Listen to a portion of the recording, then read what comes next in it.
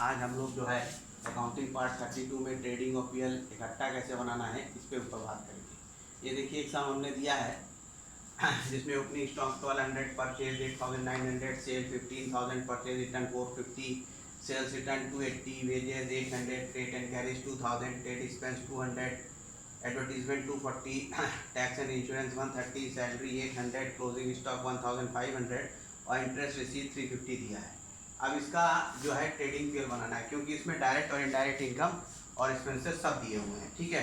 तो दोनों को अलग अलग करना पड़ता है। तो जब आप ट्रेडिंग पीएल बनाते हैं तो फॉर्मेट आपका वैसे ही रहेगा। देखिए trading profit and loss account कर दिया, ठीक है। जब हमने trading profit and loss account बना दिया, बनाने के बाद जो है अब इसमें जो है हम लोग एक ऐसे ही जैसे लास्ट टाइम पे हम लोग बना रहे थे तो वैसे ही एक फॉर्मेट बना लेते हैं, ठीक है। जैसे लास्ट टाइम पे बनाया था वैसे ही बनाना है। यहाँ पे लिख देना है पर्टिकुलर, ठीक है, और इधर लिख देना है अमाउंट, फिर इधर भी आपको लिख देना है पर्टिकुलर, ठीक है, इधर फिर अमाउंट। ये एक नॉमिनल अकाउंट होता है, बताया था, जिसमें एक्सपेंसेस और लॉसेस सारे डेबिट साइड और इनकम और गेन सारे क्रेडिट साइड। ट्रेडिंग में क्या करते हैं, सिर्फ डायरेक्ट इनकम डायरेक्ट एक्सपेंसेस लिखते हैं। तो छाटना शुरू किया, सबसे पहले हमने यहाँ पे लिखा ओपनिंग स्टॉक, ठीक है। ओपनिंग स्टॉक कितना है आपका 1200 रुपये, ठीक है। फिर परचेज कितना है, ठीक है, तो परचेज जो है आपका 8009 से है। 8009 में से हम परचेज रिटर्न भी दिया हुआ है। परचेज रिटर्न जो है परचेज रिटर्न, ठीक है, ये हो गया 450, ठीक। 8900 में से 450 माइनस कर दिया तो यहाँ पे अमाउंट आ जाएगा आपका 8450, ठीक है। एक बार माइनस करके देख लीजिए कि अमाउंट वही आ रहा है कि नहीं, ठीक। अब जो है नेक्स्ट जो इसमें दी हुई है वो डायरेक्ट में दिया हुआ है वेजेस। वेजेस क्या हुआ 800 रुपये दी हुई है, ठीक है।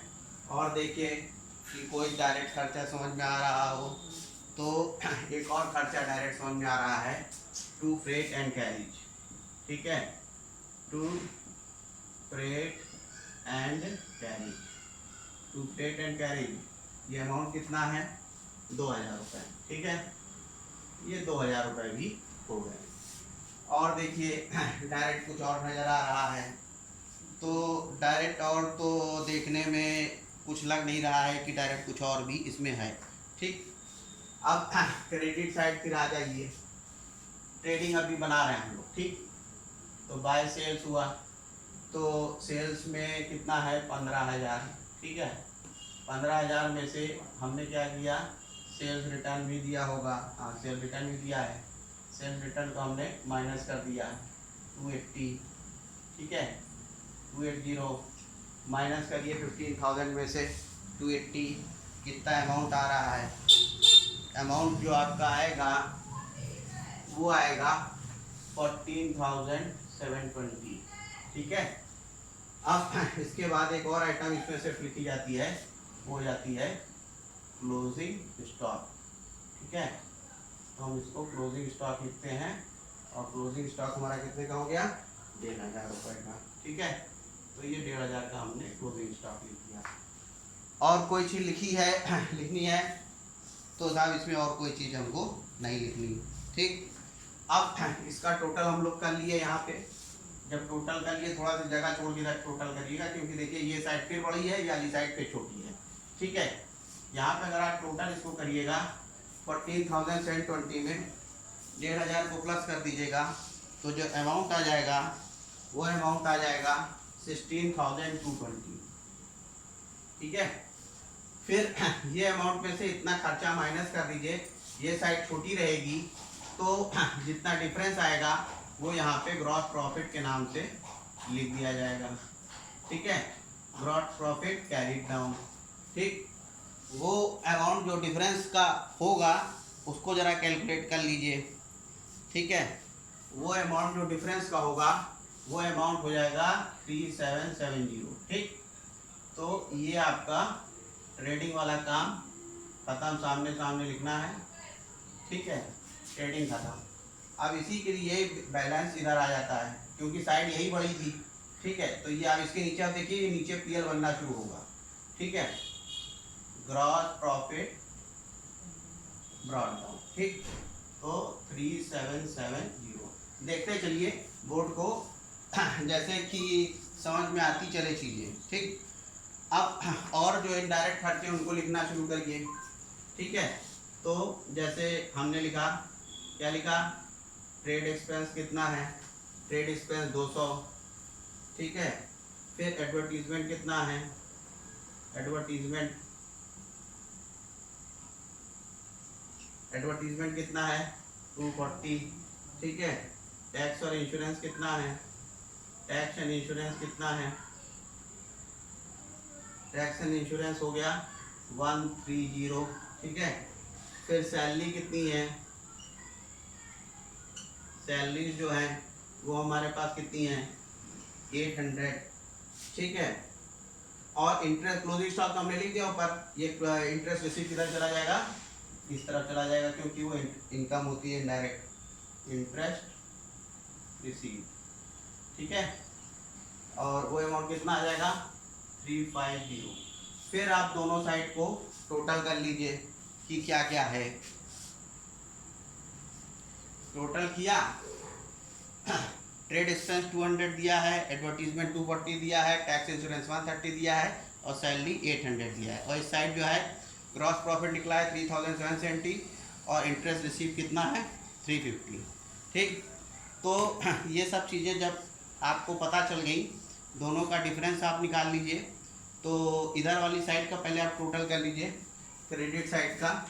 तो ये जो अमाउंट आपका आ जाएगा, ये अमाउंट आ जाएगा 4320।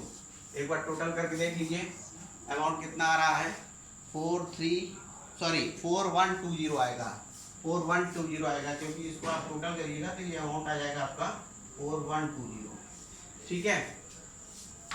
ये 4120 का आपका अमाउंट आ गया।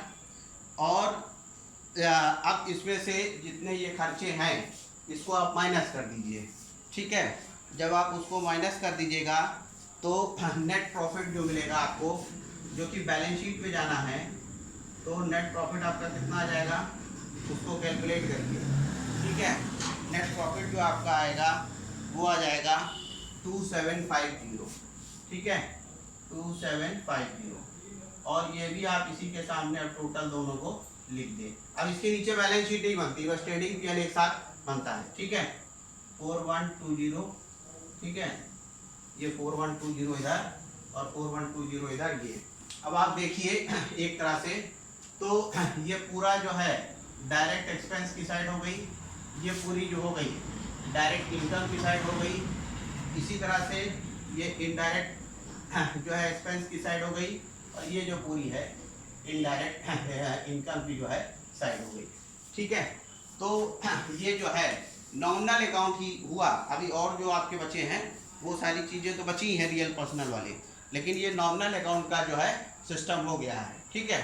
तो एक बार जो है शुरुआत से भी आप देख लीजिए, हमने डेबिट साइड में ओपनिंग स्टॉक 1200 लिखा, परचेज में से परचेज रिटर्न माइनस करके 8450 लिखा, फिर वेजेस जो हमने लिखी 800 लिखी, फ्रेट एंड कैरीज 2000 लिखा, ठीक है।